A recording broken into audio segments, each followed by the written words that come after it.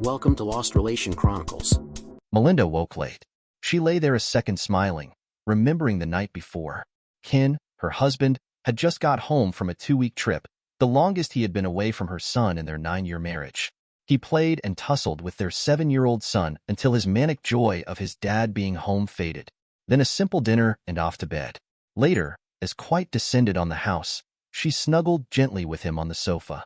"I hope you left a little energy for us," she whispered as she stroked his cheek. 2 weeks' worth, my love. I swear. If this trip hadn't worked out, I was ready to give up. We don't need the money that bad for me to ever be away from you, and Kenny that long ever again.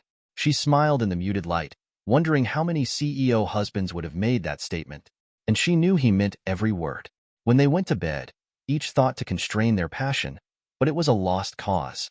They mated like tigers, hard, fast, giving in to the primal urges they felt. Later, they explored each other's bodies like they were trying to reclaim their territory, moving languidly over every square inch. Waking again later, they made love with passion and joy. She didn't see how he made it into work that morning. "Just an update, honey. Then I intend to take 4 days off and spend every minute loving on you and Kenny." His kiss held a lot of promise. She rose, bathed, slipped into his favorite sundress. The housekeeper was to get Kenny off to school, to give her a chance to sleep in.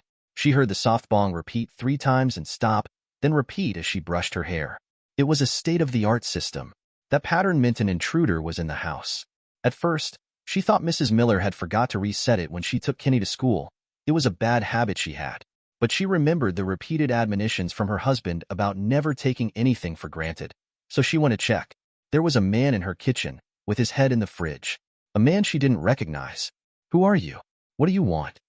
The man turned around with a bottle of orange juice and poured a glass before he spoke. "May I pour you a glass?" "No? All right then. You can call me Dave." "Yes, Dave. I've always liked that name. And I'm the man who kidnapped your son." "Sure. You don't want some juice?" It took a second for his words to register. "What?" He smirked. "I've kidnapped your son. Well, not me, physically. My partner did the actual deed. It's my responsibility to handle negotiations. You know, arrange payments, the return of your son, that sort of thing." He was surprised at her calm. "How do I know you aren't just bluffing?" He sighed and handed her his phone. There was a picture of Kenny, bound and gagged, on what looked like the floor of a van. She paled a little. "What do you want?" she asked in a shaky voice. The man smiled widely. "Not much, really. Just all your liquid assets. I've done my research, here's a list." He slid the paper. It was pretty accurate: bank balances, stock portfolios, safety deposit boxes. It also had the instructions of where to send the money. "Isn't technology grand?" he said, openly grinning. "We'll go to the bank first, for the deposit boxes, then we'll come back here for the transfers. While we're waiting, you and I will have a little fun. My own personal bonus, so to speak. If you fight me, or refuse, my partner will get a call." He'll curd his thumb off. "Do we understand each other?" Cold fury blazed from her eyes, but she nodded. "Let me get my purse." He smiled and held the juice glass up. Melinda came back, and they walked out on her deck. Dave looked at her car. "Wow, a CTSV Cadillac. I always wanted to drive one of those. You don't mind, do you?" She reached into her purse, but instead of keys came out with a Ruger .22 target pistol. Dave jumped back, waving his arms. "Now, lady, don't do anything foolish. It's just money." She leveled the pistol and fired off a round. Shooting his little toe on his right foot off, he was screaming, rolling across the deck. He rolled close to her, and she raked the pistol across his cheek, opening up a pretty deep gash. She walked over to the hot tub and got some towels, tossing them to him. "It's not just money. It's my child, you a-hole. Now, wrap these towels around it to stop the bleeding. And stop crying like a little witch."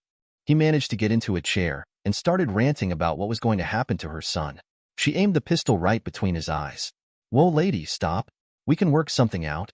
She smiled, and with her pale skin and the white sundress, he thought she looked like the angel of death.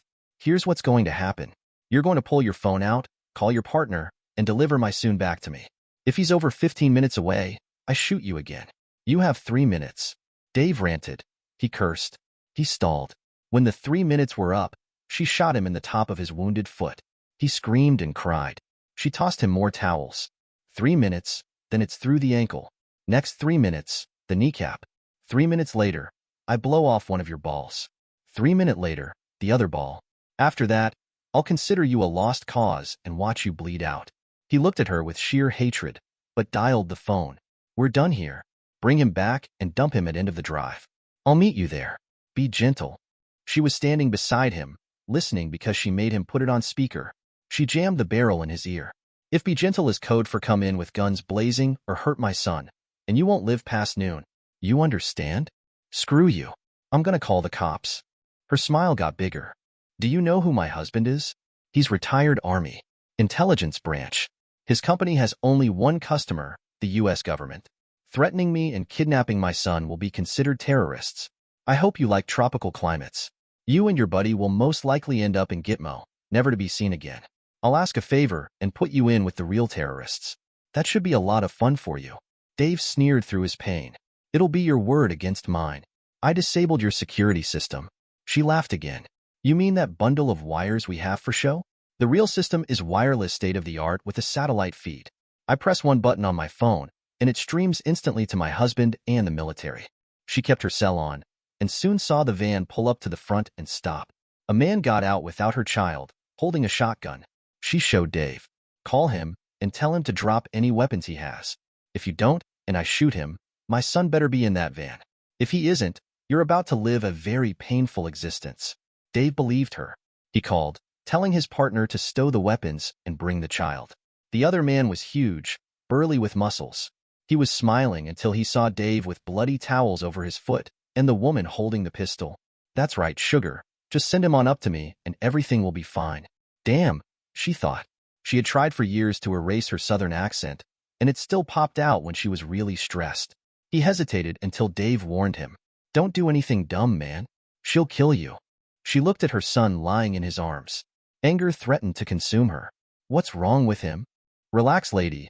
We knocked him out with gas. He'll wake up in about an hour with a little headache. We've never hurt one yet. She realized she was grinding her teeth, something she hadn't done since she was in her teens. Forcing herself to center, she turned to Dave. You don't mind waiting on us for just a bit, do you, Dave? I waited until we were outside before I shot you. Do you know how expensive Brazilian hardwood floors are? I'm not going to clean blood off them. We'll be right back. She marched the big man into her son's room and had him lay him on the bed. While he was bent over, she put the pistol up against his a-hole. Where's my housekeeper? The thought of getting shot in the ass scared the guy half to death. She's not hurt. She got a text from your number telling her to take the day off. You wanted some time with your husband. She filed that away in her memory. This seemed to well planned to be the idea of the two she was dealing with. Dave had to be helped back to the van. He was groaning in pain. The big man looked at her with sheer hatred. She surprised him by shooting him in his thigh. He screamed. Oh, shut up. I didn't hit an artery. You won't bleed out, but it'll be a while before you can run again. Too bad, too. In roughly 3 hours, when my husband gets home, I'm going to tell him all about my interesting day and show him the video. There will be no place you can hide, no rock big enough to crawl under. He'll find you, and when he does, what I did to you will look like a walk in the park. He'll never forgive you for touching his son. So shoo, try to hide. If I know my husband and his team, they'll start a pool on how many hours it takes to find you, and how many hours it'll take before he decides to put you out of your misery. She made a little dismissive wave of her hand. Go on, now, shoo. Every minute you waste will bring him one more minute closer to you. Thanks for the entertaining morning. She watched them pull out, then walked back up on her deck, stopping to look at the blood-stained boards. She went inside and called a company construction business. They assured her the boards would be replaced by the next afternoon. She checked on her son, making sure he was all right. His regular breathing reassured her, and she went into the kitchen to call her husband. You saw? Her husband tried to stifle his laughter. When their alarm went off, it automatically notified his computer and started streaming. He had watched the whole thing unfold. Well played. There was a team there in 20 minutes. I sure you saw the laser light on his chest once or twice. They had orders to stay out of it unless you gave the signal. You shouldn't have promised the time. The team is on them now. They went to a vet, obviously someone they knew. He refused them until the guns came out. She kept her tone neutral. I thought it would give you a little diversion, Major. She could hear the anger vibrating through the phone. They kidnapped my son and had every intention of raping my wife. Do you think I feel sporting? She had seen him in this state twice. She knew no argument in the world would stay him. No, honey, I didn't. Will you be home for dinner? 6 on the dot. I love you, honey. And I you. More than I can express. She went to check on her child. He was awake. What happened, Mom? I was waiting for Mrs. James to take me to school, and some guy came to the door. Then I wake up here. You got sick, honey. Must be that virus going around. The man was here to upgrade our cable, and he helped get you into bed. How do you feel? He rubbed his head, saying it hurt. She gave him some child-grade Tylenol and fussed over him all day. When his father got home, he hugged them both a little harder than normal. The man known as Dave sat in a pain-induced fog, listening to his wife rant. One little woman, and you let her get away with shooting you? You're a chicken, Dave. A real man would have shoved that pistol up her butt. Didn't want to do that, did you? You were thinking about shoving something else up there, weren't you? I know you play with them. It didn't matter as long as you bring the money home. She was throwing things into suitcases, packing away her computers. It was time to move. They usually came into town, hit 2 scores, and got out. This had been their first in the area, and it hadn't turned out well. This had been the first failure in the 9 times they had tried it. She had a goal. 4 million. That would have let her retire to some island, preferably one without an extradition treaty, and live well. She had no intention of sharing it with Dave or his friend. She gave them a few thousand here and there, just enough to keep them motivated. She was sure once she left, they would try it again and fail. Jail was most likely their future. They left the van. It was stolen anyway. She had no idea there was already a GPS and listening devices installed.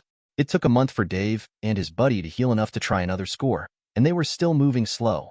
When they tried to snatch the child, 5 men in tactical gear surrounded them. No identification was offered. 3 more grabbed the woman. Ken looked into the cell. It was in a basement. The woman sat up when the lights came on. She had been there 5 days and was allowed 2 hours of light when she was fed. The rest of the time was spent in total darkness. She was naked, and the temperature was set at a steady 58 degrees. She shivered for 2 days before she acclimated. She was fed 1,500 calories a day and had already lost 6 pounds. No one had spoken a word to her the whole time. They just shoved the trays through the door and picked up the empty trays later. He had her brought to an interrogation room, still naked. He looked at her critically. 30s, probably pretty if she was dressed well and had a little makeup. She sat there, chained, as he looked at her. The silence lasted 5 minutes before she spoke. Please. He sat for another few minutes before she said it again. Please what? Please help me. Get me some clothes. Let me talk to a lawyer. I'll plead guilty. Please. He looked at her a second, then unlocked one hand. He gave her a bottle of water and an apple. She surprised him by eating the apple slowly, with obvious relish. Do you know who I am? No, sir. I'm the husband of the woman who shot your cohorts. The father of the boy you kidnapped. She paled. Please, we never hurt anybody. It was just for the money. He shuffled through some papers on the table. Let's see. You stole a little over 3 million from 8 families. 2 lost their businesses. 1 woman committed suicide. We recovered all their money, but it didn't really matter by then. 8 women were raped. There were 3 divorces. Still think you didn't hurt anybody? She slumped down in defeat. What are you going to do with me? I don't know yet. You're probably going to get your wish. It'll be warm and tropical. You'll even have a view of the beach. Unfortunately, it'll be through a chain-link fence. You'll be very popular as the only woman there. She paled. Please, don't. I'll do anything. He smiled. Be careful. Anything encompasses a lot. There are other agencies that might be interested in you. It won't be a pleasant life, and it may take years, but you might eventually be able to live another life. I'll take it. She sobbed. Please don't put me back in the dark. She looked up as she was led away. I'm sorry. He nodded, thinking. You will be, which, for years to come. Dave looked up, blinking in the sunshine. Where are we? The guard laughed. Beautiful Cuba. Enjoy your stay. He curled up in a ball on his bunk that night, worrying. Soon he was surrounded. Look, Faisal, a present. Shall we show her our favorite positions? He opened his mouth to scream when something was stuffed in his mouth. No teeth, a voice hissed. Ken snuggled into Melinda, enjoying the fire, watching it snow. Kenny almost couldn't sleep, thinking about sledding with his friends the next day.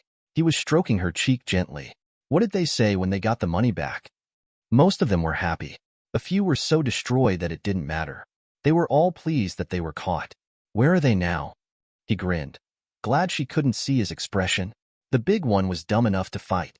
He had 8 wounds. Any one of them would have been fatal. I don't know which agency took the woman. Don't care. Dave went to Gitmo. I'm pretty sure both of them will be spending quite a bit of time on their knees in the near future. Good. She reached up and kissed him. Then she did something that was almost impossible to do. She surprised her husband. Honey, I went to the doctor today. It's a girl. Dear listeners, please share your thoughts in the comments section below and don't forget to like, share, and subscribe.